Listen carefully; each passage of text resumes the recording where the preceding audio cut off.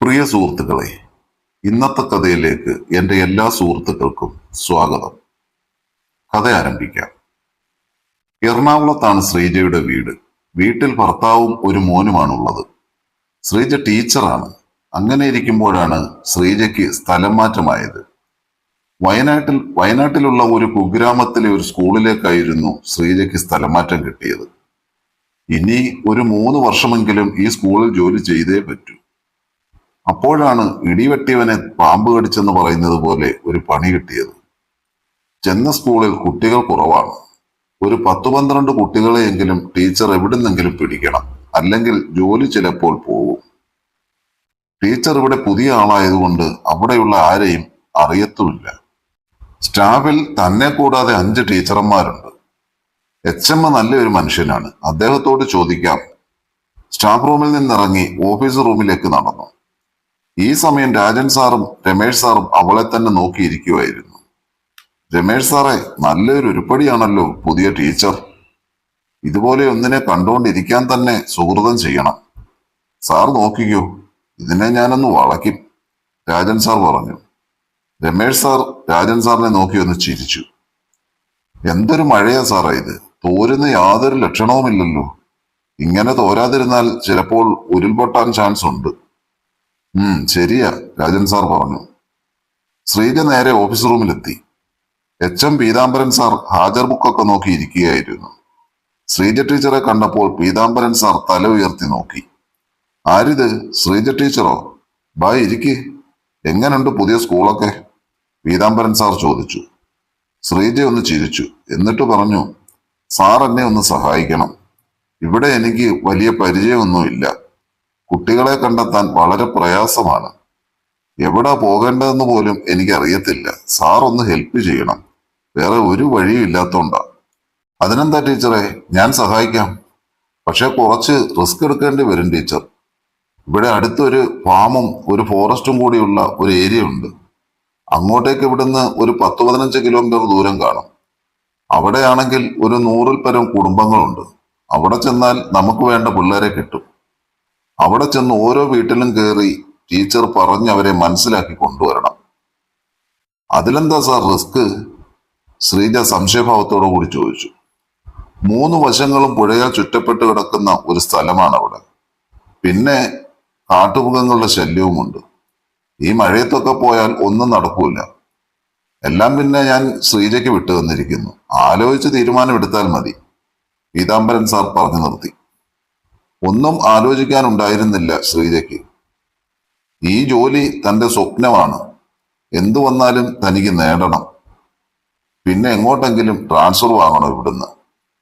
Sir ഞാൻ ഓക്കെയാണ്. പക്ഷേ വഴിയൊന്നും അറിയില്ലല്ലോ എനിക്ക്. പിന്നെങ്ങനെയാ പോകുന്നത്? അത് കുഴപ്പമില്ല, അതിനൊക്കെ ഞാൻ ഒരാളെ ഏർപ്പാടാക്കാം. പിന്നെ ടീച്ചർ സ്കൂട്ടറൊക്കെ ഓടിക്കുവോ? ഓടിക്കും സാർ. എന്നാൽ എൻ്റെ സ്കൂട്ടർ എടുത്തോളൂ.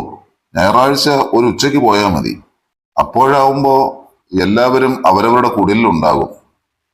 അപ്പോൾ ഞായറാഴ്ച ഉച്ചയ്ക്ക് വരാൻ ഞാൻ അവനോട് പറയാം. അവൻ കൊണ്ടുപോയി എല്ലായിടവും കാണിക്കും. ഓക്കെ സാർ, എന്നാ ഞാൻ വരട്ടെ. അവക്ക് കുറച്ച് ആശ്വാസമായി. എന്തായാലും ഇനി ഞായറാഴ്ചയാകാൻ കാത്തിരിക്കാം. മഴ മാറിയാൽ മതിയായിരുന്നു. അവൾ വിചാരിച്ച പോലെ ഞായറാഴ്ച മഴ വലുതായിട്ടൊന്നും പെയ്തില്ല. റെയിൻകോട്ട് എന്നാൽ എടുക്കേണ്ടതില്ല. അല്ലേലും അതിട്ട് വണ്ടി ഓടിക്കുമ്പോൾ ഒരു ചൂടാ. സാരി ഉടുക്കാം, എന്നാലേ ഒരു ടീച്ചർ ലുക്ക് കിട്ടത്തുള്ളൂ. ഒരു ഉച്ചയായപ്പോൾ തന്നെ ശ്രീജ കുളിച്ച് ഒരു നീലയും വെള്ളയും ചേർന്ന ഷിഫോൺ സാരി എടുത്തെടുത്തു. നന്നായി ഒരുങ്ങി കുറച്ച് ഫുഡും കയ്യിൽ കരുതി തന്റെ സൈഡ് ബാഗിലിട്ടു റെഡിയായി നിന്നു. അവൻ വരുന്നത് കാത്ത് അവൾ നിപ്പായി. കുറച്ചു കഴിഞ്ഞപ്പോൾ പീതാംബരൻ സാർ അവളെ വിളിച്ചിട്ട് പറഞ്ഞു, അവൻ താഴെ റോഡ് സൈഡിലുണ്ട്. കുട്ടി സ്കൂട്ടറും എടുത്തുകൊണ്ട് അവനെയും പിക്ക് ചെയ്ത് പോകാൻ പറഞ്ഞു. ഒരു ഓൾ ദ ബെസ്റ്റ് പറയാനും അയാൾ മടിച്ചില്ല. എന്തായാലും വരുന്നത് വരട്ടെ. അവൾ സ്കൂട്ടർ സ്റ്റാർട്ട് ചെയ്ത് റോഡ് നോക്കി വിട്ടു. അവിടെയാണെങ്കിൽ ഒരു ആദിവാസി യുവാവ് അവളെയും കാത്ത് നിൽക്കുന്നുണ്ടായിരുന്നു. കറുകറുത്ത ഒരു രൂപമാണെങ്കിലും അവന്റെ ബോഡി ഷേപ്പ് അവളെ ഞെട്ടിച്ചു കളഞ്ഞു. ഒരു 10-23 വയസ്സ് കാണും. നല്ല ചുരുണ്ട മുടിയും ഒത്ത ശരീരവും. മാഡം എന്ന് പറഞ്ഞ് അവൻ ചാടി വണ്ടിയിൽ കയറി. എന്താ നിന്റെ പേര്? ശ്രീജ ചോദിച്ചു. രഘു, അവൻ പെട്ടെന്ന് ഉത്തരം പറഞ്ഞു. ആ, നീ എന്നെ മേഡം എന്നൊന്നും വിളിക്കണ്ട, ചേച്ചി എന്ന് വിളിച്ചാൽ മതി കേട്ടോ. രഘുവിന്റെ വീട്ടിൽ ആരൊക്കെ ഉണ്ട്? അവിടെ എല്ലാവരും ഉണ്ട് ചേച്ചി. ഞാൻ, അപ്പൻ, അമ്മ, ചേട്ടൻ. ഇതിലെ അല്ലേ രഘു പോകേണ്ടത്? അല്ല ചേച്ചി, ആ ആനക്കാട് എന്ന ബോർഡ് വെച്ചേക്കുന്നത് കണ്ടോ?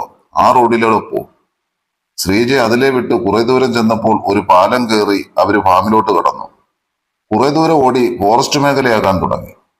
സമയം ഒരു 2 മണിയായിട്ടും സൂര്യപ്രകാശം അവിടെ നന്നായി എത്തുന്നുണ്ടായിരുന്നില്ല. രഘു അവളെ തന്നെ നോക്കി ബാക്കിൽ ഇരിക്കുമായിരുന്നു. ഇത്രയും സുന്ദരിയായ ഒരു പെണ്ണിനെ അവൻ കണ്ടിട്ടുണ്ടായിരുന്നില്ല. ഒരു 10-28 വയസ്സ് കാണും, അവൻ മനസ്സിൽ ഓർത്തു. അവളുടെ മേലേന്ന് വരുന്ന വിയർപ്പ് മണം വരെ അവനെ മത്തു പിടിപ്പിച്ചു.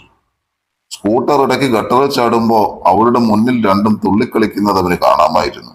അവൻ അവന്റെ മനസ്സ് നിയന്ത്രിച്ച് അങ്ങനെ ഇരുന്നു. ശ്രീജ റോഡിന് 2 വശങ്ങളും നോക്കിയായിരുന്നു വണ്ടി ഓടിച്ചത്. ഇടയ്ക്ക് റോഡിന്റെ നടുക്ക് ആനപ്പിണ്ടം കൂടി കിടക്കുന്നതും അവൾ കണ്ടു. മനസ്സിൽ കുറച്ചു പേടിയുണ്ടെങ്കിലും അവൾ പുറത്ത് കാണിച്ചില്ലത്. ചേച്ചി, ഇവിടെ വണ്ടി നിർത്ത്, ഇനി നടക്കാനുണ്ട്, ഒരു വഴി കാണിച്ചു കൊടുത്തിട്ട് അവൻ പറഞ്ഞു. അവൾ വണ്ടി അവിടെ നിർത്തി. അവൻ പറഞ്ഞു കൊടുത്ത വഴിയിൽ കൂടി കുറച്ചു ദൂരം കൂടി മുന്നോട്ട് നടന്നു. കാടിന്റെ നടുക്കുള്ള ഒരു കോളനിയായിരുന്നു അത്. ഓരോ വീട്ടുകാരെയും രഘു അവൾക്ക് പരിചയപ്പെടുത്തി. 20 വീടുകൾ കയറി ഇറങ്ങിയപ്പോൾ തന്നെ 8 കുട്ടികൾ ആയി. രഘുവും അവളെ നന്നായി ഹെൽപ്പ് ചെയ്യുന്നുണ്ടായിരുന്നു. സമയം ഒരു 5 മണിയോടടുത്ത് കാണും. പിന്നെയും ഒരു 3 വീടും കൂടി കയറിയപ്പോൾ അവർക്ക് വേണ്ട കുട്ടികളായി. മാനം ഇരുണ്ടു തുടങ്ങി. മഴ ഇപ്പോൾ പെയ്യും, എങ്ങനെയും പെട്ടെന്ന് തിരിച്ചു പോകണം. രഘു, നമുക്ക് വേഗം പോണം, നോക്ക് മഴ പെയ്യാൻ പോവുകയാ, പേടിയോടെ ശ്രീജ പറഞ്ഞു. ചേച്ചി, ഇന്നിവിടെ നിൽക്കുന്നതല്ലേ നല്ലത്. മഴ പെയ്താൽ ആനകൾ കാട്ടിൽ നിൽക്കൂല, റോഡിലോട്ട് ഇറങ്ങും. പറ്റൂല രഘു, എനിക്ക് പോയേ പറ്റുള്ളൂ, വേഗം പോണം, ഈ കാട്ടിൽ നിൽക്കാൻ പറ്റൂല. എല്ലാവരോടും യാത്ര പറഞ്ഞു അവര് വേഗം തന്നെ റോഡിലെത്തി. മഴ തിമിർത്ത് പെയ്യാൻ തുടങ്ങി. ഇടയ്ക്ക് ഇടിയും മിന്നലും ഉണ്ട്. ആകെ നനഞ്ഞു കുതിർന്നു. സാരി നനഞ്ഞു. ശ്രീജയുടെ ശരീരത്തിൽ ഒട്ടിക്കിടക്കുന്ന കാഴ്ച കണ്ട് രഘു വണ്ടറടിച്ചു പോയി. അവൾ ഉള്ളിൽ ഇട്ടതുവരെ തെളിഞ്ഞു പുറത്തു കാണാൻ തുടങ്ങി. അവൾ സ്കൂട്ടറിൽ കയറി വണ്ടി സ്റ്റാർട്ട് ചെയ്തു.